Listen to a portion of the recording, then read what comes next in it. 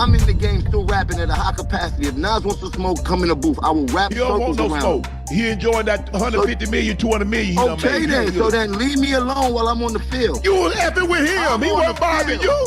They don't really know who Nas is. If he's 22, he's born in 03.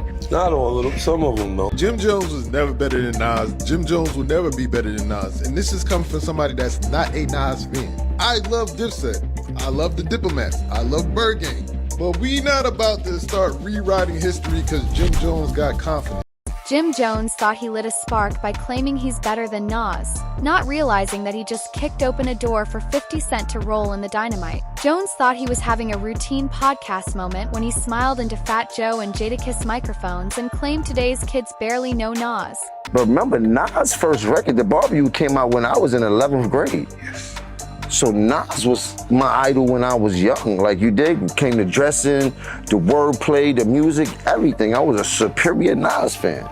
Period. I'd never take that away from him. But then as I got in the game, you got to realize that your rivals would be idols, and not to take anything away from that, I developed my own style and my own lane that these kids start to gravitate towards the same way I gravitated towards Nas when I was younger and things like that. It's a whole different... I'm way more influential, he insisted, as if the sentence were an obvious fact and not a lightning rod. That single boast, delivered with casual bravado, set off a chain reaction he never could have predicted, one that now involves a silent Nas, a fuming fan base, and a master troll named 50 Cent calmly sharpening receipts in the dark. Jim wanted attention. He got an avalanche. What began on Joe's couch snowballed the instant those clips hit social media. Fans clipped the line, reposted it, argued in comment sections, and forced Jim to clarify on every platform that would press record. Me, Jim Jones. No diplomats, no nobody else. Me, Jim Jones. Check my track record, then check everybody else's track record. Then go to the billboards and check all my entries, then check all them entries and and I'm not taking nothing away from nobody. But I hear the comparisons and then be trying to act funny when it comes. No, I've been spanking a lot of this about the industry. I've been putting on. Instead of backing down, he doubled the bet. On Shannon Sharpe's nightcap, he repeated the clinks, sprinkling in charts, streaming numbers, and a sales flex no one asked for. What's your question, Jim? Mm-hmm. You smoke, right? Yeah. Were you smoking when you said you better than Nas? I might have been a little bit. Shannon, half talk show host, half Hall of Fame linebacker, grinned, then counterpunched. Were you smoking when you said that? He deadpanned and the internet howled. Jim tried to deflect, teasing Shannon's wardrobe and challenging him to a push-up war. I always came up second to Jay and DMX and all these other people. Like, ain't no shame in that. There a lot of folks came up second to Tom Brady. He never had that type of influence on us, except for his first album. I already told you, I used to want to dress like Nas because he had a lot of fresh clothes that the hustlers used to wear, and we used to see him on TV. He had one of the illest albums of all time. And then in high school when he had the barbecue and shit like that. So I'm a real fan of Nas, but he kind of lost me after the movie Belly and shit like that. Bro, you been in this thing, but lyrically, I'm gonna keep it a stack with you. Yeah, y'all but look how you dress. Look how you dress. You don't even be in the same places I be in. The things that we listen to. I can be in the church house. You can't F with Nas lyrics. I don't know who told you that. Now look, I know you on that good stuff, but you're not seeing Nas. But the damage was done. A sports legend had just body-checked his credibility on camera. Still playing at a high level. Hey, you better check my record, you jumping up and I'm still playing at a high level.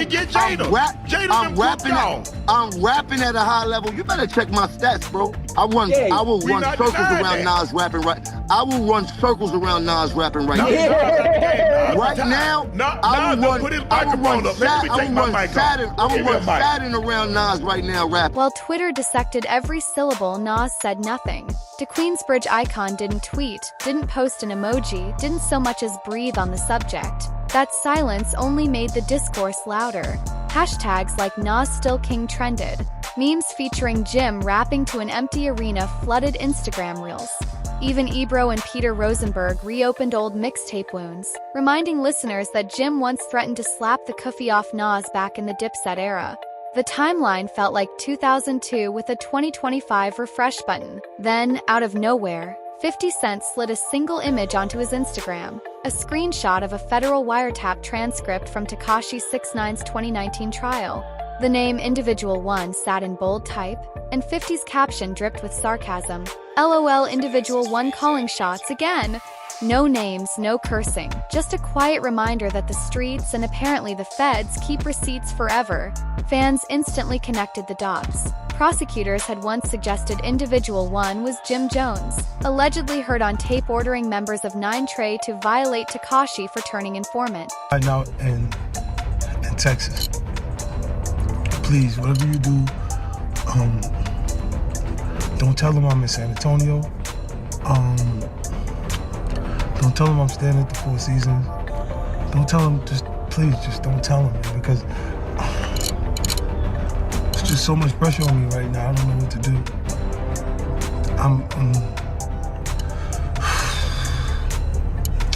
Jim was never charged, but the rumor has followed him like a shadow. 50 had just dragged that shadow back into the sun. Jim woke up to see the post trending. His answer? A vintage Dipset selfie captioned, "Why you keep lying? Oh, I'm going back to sleep. Free Mel Matrix." The response landed with a thud. Sleep emojis don't erase court transcripts, and shouts to incarcerated friends just reminded everyone why 50's screenshot hit so hard. By lunch, comment sections lit up with snitch jokes and mock apology letters. Jim's attempt to pivot turned into a roast session he could neither mute nor moderate. Yet the most fascinating piece of the drama isn't Jim's bravado or 50's trolling, it's Nas' silence. Anyone who remembers the ether winter of 2001 knows Nas can scorch a mic. He eviscerated Jay-Z when the odds leaned heavily against him and resurfaced a decade later with King's Disease, rewriting the rule that rappers fade after 40. He just sold out Madison Square Garden again, and his last 2 albums snagged Grammys. He has nothing left to prove in a comment thread. Still, fans refresh his feed daily, waiting for one cryptic bar or shrugging selfie. So far, nothing. While Nas ignores the circus, Jim continues spinning his narrative. On Bag Fuel, he reframed the controversy as a marketing masterstroke. "What I did for Nas has never been done in his life," he bragged, crediting himself for making the legend trend on TikTok. Claim felt less like a victory lap and more like a frantic attempt to outrun a story that's no longer his to control.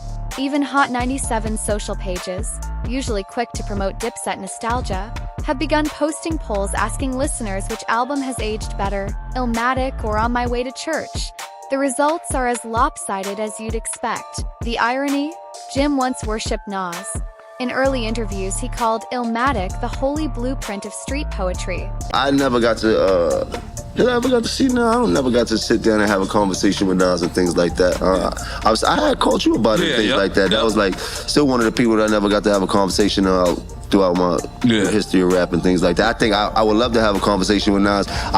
I wouldn't know if he knows it, but Nas was one of my all-time favorite rappers coming up and things like that. I've heard you say that. Since the barbecue and things like that. Like he really put the whole dope boy rap, crack hustler, get fresh rap into perspective before anybody. Admitting he tried to copy the flow and even the outfits. That admiration turned to envy the moment Nas name-checked Cameron on Hot 97 in 2002, calling "Come Home With Me" whack. Dipset loaded the cannons, firing mixtape disses every few months.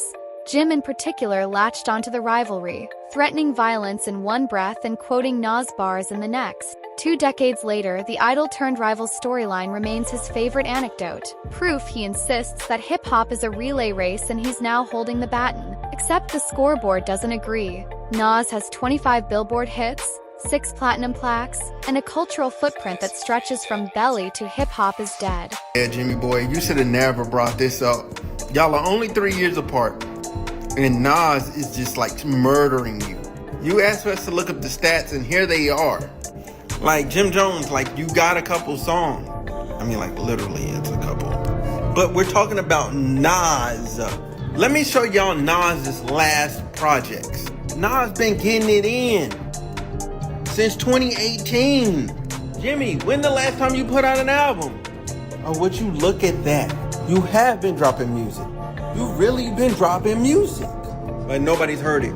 Nobody's listening, bro. Jim's resume boasts a handful of gold singles and a reality TV stint. Stats alone don't decide greatness, but they do expose weak arguments, especially when the weaker resume keeps waving itself around like a victory flag. Shannon Sharpe pointed that out. 50 Cent amplified it with a screenshot.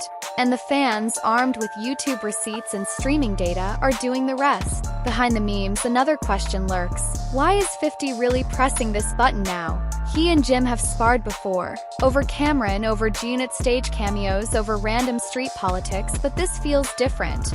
50's recent moves hint at something bigger. A television producer's instinct to build tension before the season finale. Remember, every time 50 goes silent online for a stretch, a new Stars show trailer drops, or a long-buried beef suddenly explodes in a headline. In the chessboard of hip-hop publicity, silence can be a queen waiting in the corner. 50 does possess unreleased audio or unredacted paperwork tying Jim closer to those 2019 racketeering claims. One Instagram post could nuke Jim's credibility forever. Even the hint of such evidence already sparked think pieces about street codes, dry snitching, and whether clout chasing is worth potential indictments. Jim says he's marketing genius. Critics argue he's poking a hornet's nest blindfolded. Meanwhile, Nas remains the eye of the storm, untouched, undefeated, and apparently unbothered. Yet, for all Jim's bravado, he occasionally shows cracks. When Shannon pressed him about current rap skills, he shouted, "I'll run circles around Nas right now." But the moment Shannon dared him to spit a 16 or step in a booth, Jim pivoted back to gym challenges and fashion critiques. It's the verbal equivalent of changing the radio when your song comes on off-key. Fans noticed. Commenters asked for a Hot 97 freestyle showdown. DJ Clue offered an instrumental. So far, the mic remains empty. In true 2025 fashion, the story has crossed from hip-hop outlets to mainstream morning shows. TMZ ran a lower third reading Jim Jones versus Nas. Marketing genius or clout disaster? Sports networks play Shannon's clapback on loop between WNBA highlights. Even non-rap podcasts dissect the sociology of idol-to-rival narratives. Everywhere Jim turns, the conversation is still about Nas, and increasingly about 50's looming threat.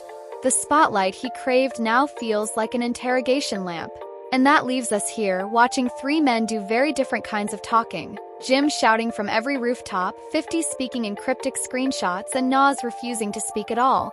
Hip-hop has always loved spectacle, but it also respects strategy. Right now, only two outcomes linger on the horizon. Outcome 1. Nas finally breaks silence, drops a surgical 2-minute verse that dismantles Jim's claims bar by bar. Hip-hop headlines for a week, Jim's timeline melts, and we all move on to the next controversy. Come 2. 50 posts something nuclear. An unblurred email, an extended wiretap, maybe even video. Jim spends months explaining context while lawyers and podcasts feast on the content. Nas doesn't have to lift a finger. His silence becomes the winning verse. Both scenarios hinge on the same truth. Jim no longer controls this narrative. He rolled the dice to prove relevance and accidentally set the table for two heavyweights who play for higher stakes. Now every scroll, every podcast appearance, every midnight Instagram live feels like waiting for a gavel to drop. So where does that leave the viewer? Right on the edge, exactly where a high-retention story should. Because the next move could drop tonight or never. Maybe Nas records in private, laughing at the chaos. Maybe 50 schedules a post for 3 a.m., the witching hour of virality. Or maybe Jim surprises everyone and releases a track so undeniable that it resets the argument. Until then, hip-hop stands frozen like a crowd in the dark, knowing the fireworks have been lit but not quite sure where the first spark will land. Jim Jones wanted the world to acknowledge his influence. Today, the world is watching him closer than ever, just not in the way he planned. And somewhere in Queens, the man he tried to eclipse might be smiling because sometimes the loudest victory lap is the one you never have to run. So who's gonna be the next person in the limelight? Please like and subscribe for more of the latest celebrity news and updates. I'll see you all in the next one.